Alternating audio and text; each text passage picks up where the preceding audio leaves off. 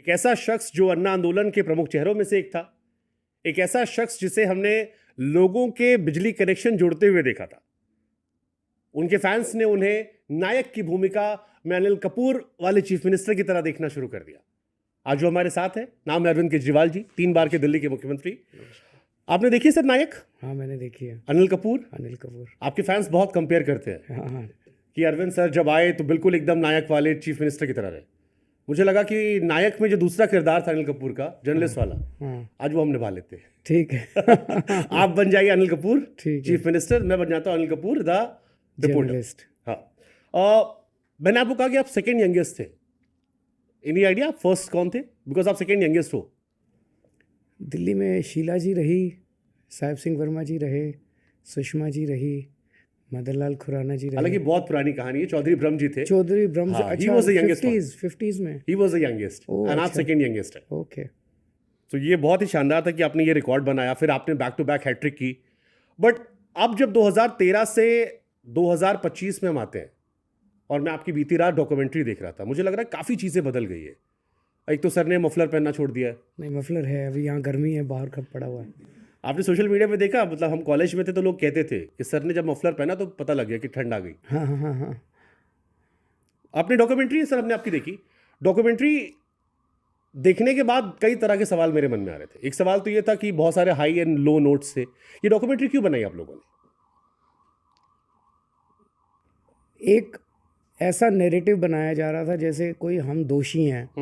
हमने कोई, अभी जैसे आप लोग, आपका जो आपने शुरू जो किया उससे भी एक थोड़ा सा ये लग रहा था।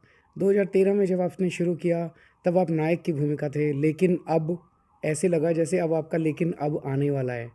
हम वही हैं, हम बदले नहीं हैं।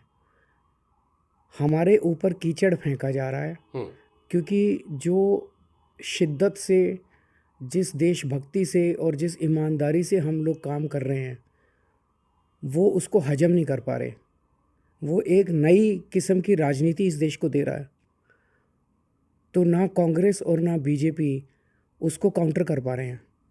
तो इन्होंने मिलके डिसाइड किया कि इनको बदनाम करो, इनको कीचड़ फेंको इनके ऊपर। कुछ तो कीचड़ चिपकेगा, जब रोज़ आपके ऊपर कीचड़ फेंका जाएगा कुछ तो कीचड़ चिपकेगा।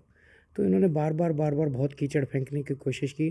तो पिछले 2 साल की जो कहानी है वो यही है कि किस तरह से आम आदमी पार्टी, हमारे नेता, हमारे कार्यकर्ता टूटे नहीं। बहुत बड़े ऑनस्लॉट का, हमले का हम लोगों ने सामना किया है। शायद दुनिया तो नहीं कहूँगा, भारत के इतिहास में शायद इतना बड़ा राजनीतिक हमला किसी पार्टी ने या किसी नेता ने इस किस्म का बर्दाश्त नहीं किया जितना हमारे ऊपर हुआ। आप इंडिया के पहले सिटिंग चीफ मिनिस्टर थे जो जेल गए, और बिना सबूत के, बिना कुछ नहीं है उन लोगों के पास। बार बार सुप्रीम कोर्ट के संजीव खन्ना साहब ने बोला, टिप्पणी की थी कि ये केस 2 मिनट नहीं टिकेगा अदालत, निचली अदालत में, ट्रायल में।